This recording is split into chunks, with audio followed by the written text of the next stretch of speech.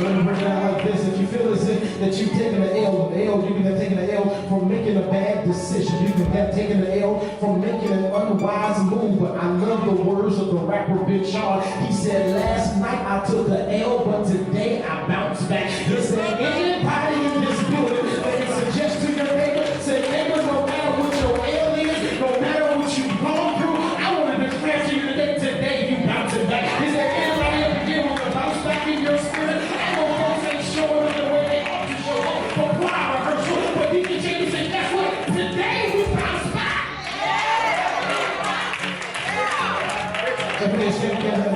Can I post my relevant question over theological school, seminary, and college? Can I post my relevant question? How can I bounce back when I'm getting bullied in school? How can I bounce back when they told me that I gotta be out by Tuesday? How can I bounce back, preacher, when I'm preaching the gospel of Jesus Christ and ain't nobody but 25 folks showing up for service and ain't nothing but 6 of them giving? How can I bounce back when God has given me a vision, but in the natural it doesn't look like I can afford the vision? How can I bounce back when my name isn't good in the streets anymore? I'm so glad that you asked that question. Can I tell you something real fast? Through Christ we can do all things. But say, is there anybody up in here that understands when I go in Jesus' name, I can do the impossible. I can move the unthinkable. On Christ the solid rock I stand.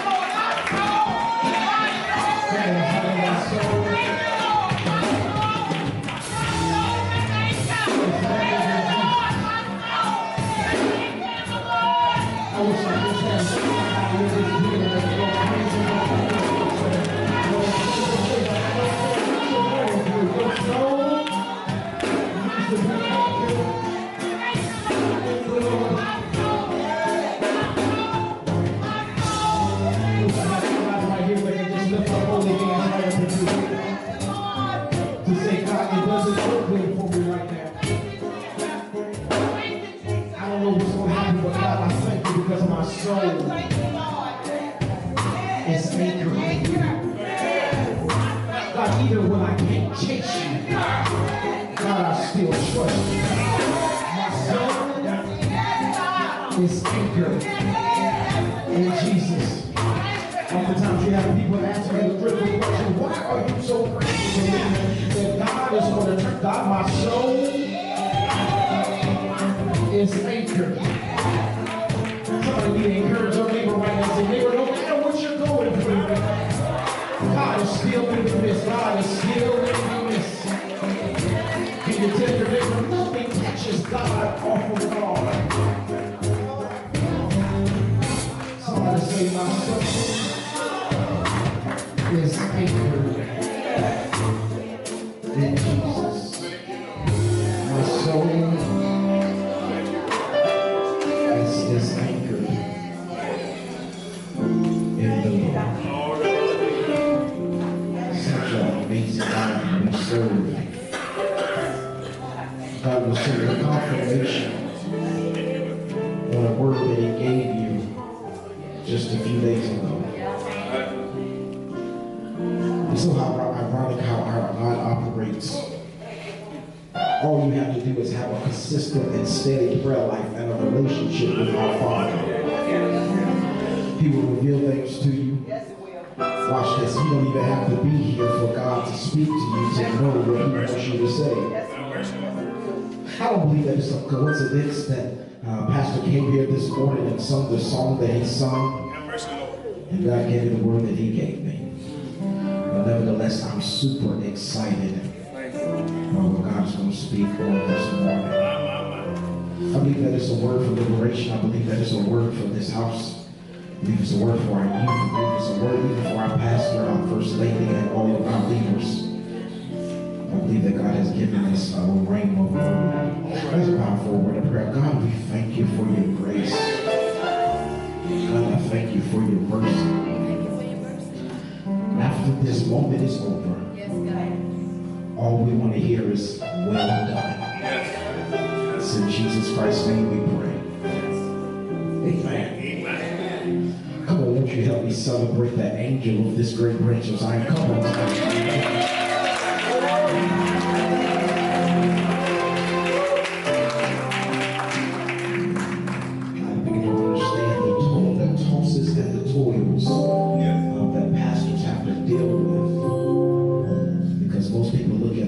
As being the strongest person in the group, but every now and then issues hit us as well. On every leaning side. The great thing about it is God will send some help your way. But my friend, believe that God will place somebody in your life that will help you lighten up the burden along this journey. What are you saying? Let's give God a hand clap of praise for leading Lady Scott.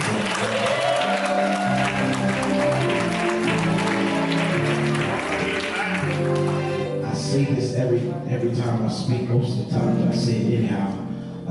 Behind, beside, and with every great man, there's a tired woman pushing him to his destiny. It's not too often that you'll find a woman that'll put aside what she wants to do just so the vision that God has placed in the inside of her man to get done. So we thank God for her faithfulness. Nehemiah, the 6th chapter, we're going to be looking at verses 1 through 8. Nehemiah, the 6th chapter, verses 1 through 8. Nehemiah, the 6th chapter, verses 1 through 8. I'm reading from the New Living Translation, whatever translation that you have written along with me. The New Living Translation, Nehemiah, the 6th chapter, verses 1 through 8. And it reads on this wise. It says, Sanballat, Tobiah, Geshem, the Arab, and the rest of our enemies found out that I had finished rebuilding the wall and that no gaps remained, though we had not yet set up the doors in the gate. So Sanballat and Geshem sent a message asking me to meet them at one of the villages in the plain of Ono. But I realized they were plotting to harm me. So I replied by sending them this message: I am engaged in a great work, so I can't come. Why should I stop working to come and meet you? 4 times they sent the same message, and each time I gave them the same reply. The 5th time, Sanballat's servants came with an open letter in his hand. this is what it said. There is a rumor among the surrounding nations that Geshem tells me it's true. That you and the Jews are planning to rebel, and why you are building the wall. According to his reports, you plan to be their king. He also reports that you have appointed prophets in Jerusalem to proclaim about you. Look, there is a king in Judah.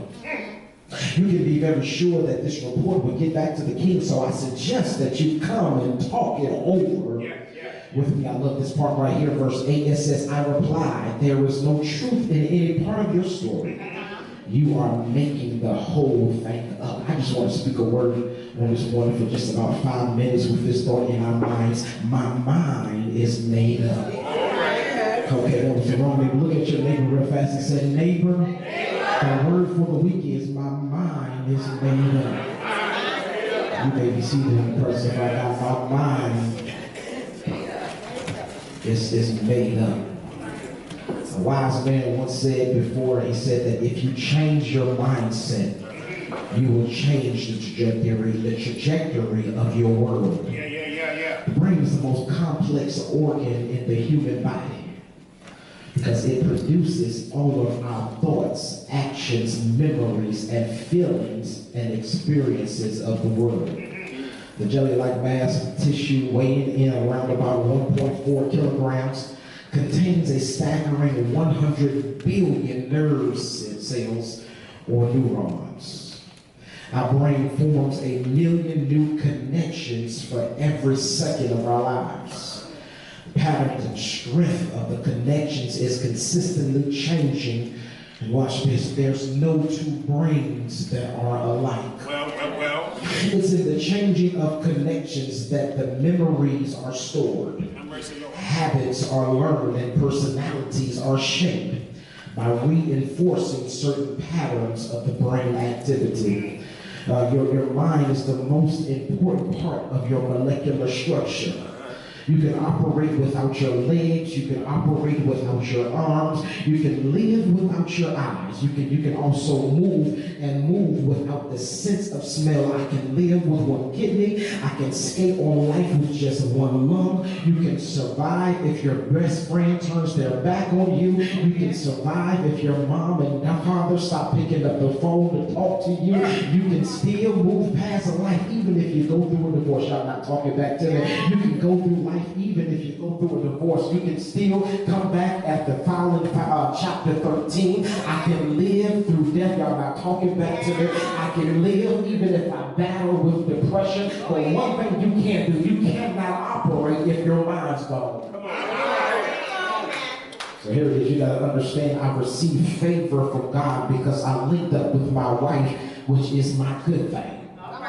I have features like my mama, that's why I look so good. I've got the determination of my mom and my dad. So you gotta understand this, there's nothing that I don't have my mind made up of doing that I don't venture out and make sure it happens.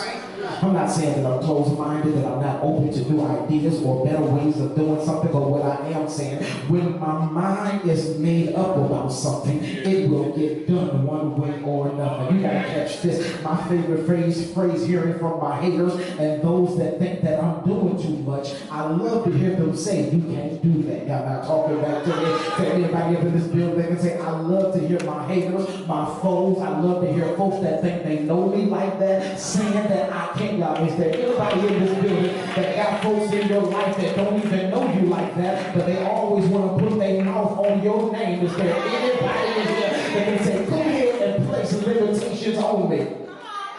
You gotta understand this. I love when people say that you can't do that. That's something that you can't do. You do realize that when you begin to put limitations on a real Christian, things begin to happen. Y'all not talking back to me. I thought y'all was going crazy for cool puffs for those. But those that are saved for real, you listen, I want you to speak up. But those that's not saved for real, I want you to be quiet. But those that are saved with faith, you understand. I love to hear people say it can't be done. Why do you love when people place limitations on you? Because it gives me the opportunity to put my God on display. Is there anybody up in here that understands the songwriter says there's nothing my God cannot do? My God is so big. My God is so strong. My God is so mighty. I I thought y'all knew the song right. My God has plans that go beyond my wildest dreams.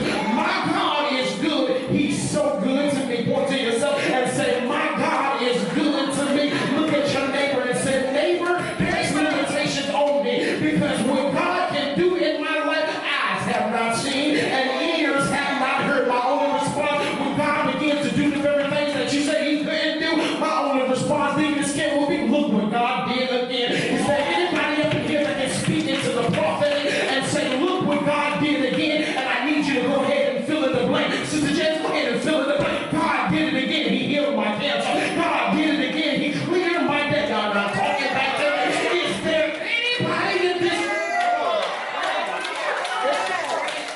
Turn it down a little bit, Deacon. Deacon, I say, here it is. You got a place in retrospect what God can do.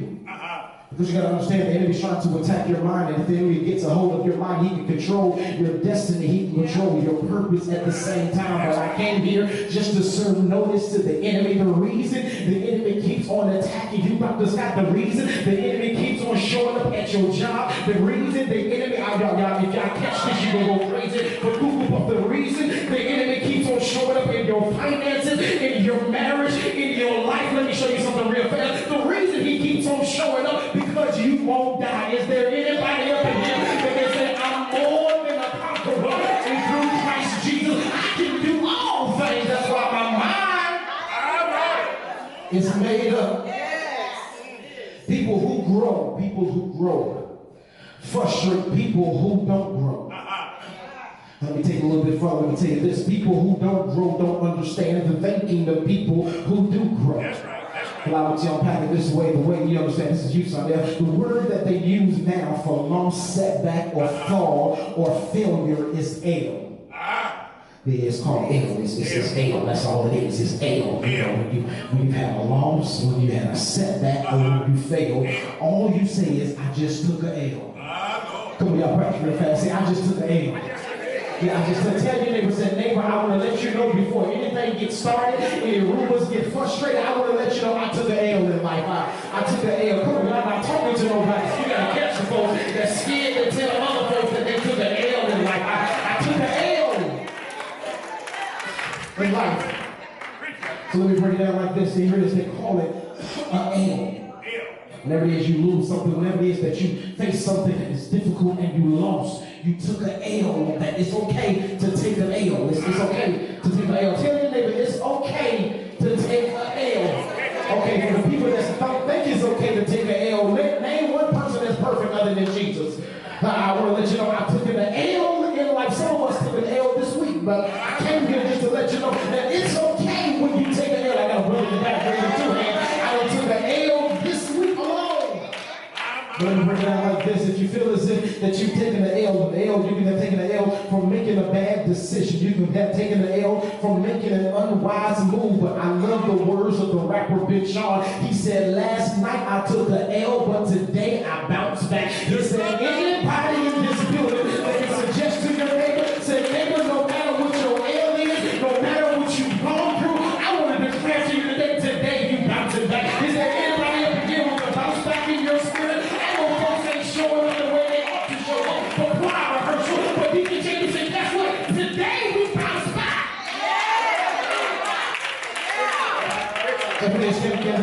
Can I post my relevant question? Norfolk Theological School, Seminary, and College. Can I post my relevant question? How can I bounce back when I'm getting bullied in school? How can I bounce back when they told me that I got to be out by Tuesday? How can I bounce back, preacher, when I'm preaching the gospel of Jesus Christ and ain't nobody but 25 folks showing up for service and ain't nothing but 6 of them giving? How can I bounce back when God has given me a vision, but in the natural it doesn't look like I can afford the vision? How can I bounce back when my name isn't good in the streets anymore? I'm so glad that you asked that question. Can I tell you something real fast? Through Christ we can do all things. But say, is there anybody up in here that understands when I go in Jesus' name, I can do the impossible. I can move the unthinkable. On Christ the solid rock I stand. So here it is. Since the mind is the most powerful part of the body, we must use it to our advantage. That's right. Not just thinking something and just go ahead and say it because it sounds good, not being cliche-ish, but you got to understand you have to be intentional with your words. Can I help us out real fast? The Bible declares to us in Proverbs that the Bible says life and death is in the power of my mouth. And in other words, the words we speak have power to create a blessing or destroy a blessing. Here it is, you got to understand this. We find in Proverbs something that's considered to be a principle. Principle is defined as the fundamental truth or proposition that serves as a foundation for a system of belief. In other words, what God inspired King Solomon to write was a principle that when you apply it, it works. Y'all not talking back to me. A principle is something that's not biased like most people. It's not biased, but it's something that when you apply it the correct way, it will work. Let me show you something real fast. This is you Sunday, so the old folks catch up with me real fast. There's a comedian by the name of Lil Duval. Yeah, all right. All my crew in the back saying, yeah, I know where you're going. There's a comedian by the name of Lil Duval. He wrote the history books, and statistics suggest to us that if you don't make it in the music industry, and somebody's saying something uncalled for in your life, you just need to reply, say, I'm living my best life. I ain't going back and forth with y'all. I'm living. Somebody try it out loud. Somebody say, listen, I'm not going to allow somebody to take me out my character. Why? Because I'm living my best life. Why? Because I have my mind made up. And you got to understand this. When you have your mind made up, it does not matter what people have to say about you. It does not matter what people post about you on Facebook. All I know what the truth is, and God will back me up. I'm not talking back to the God will back me up. Even in the midst of it all.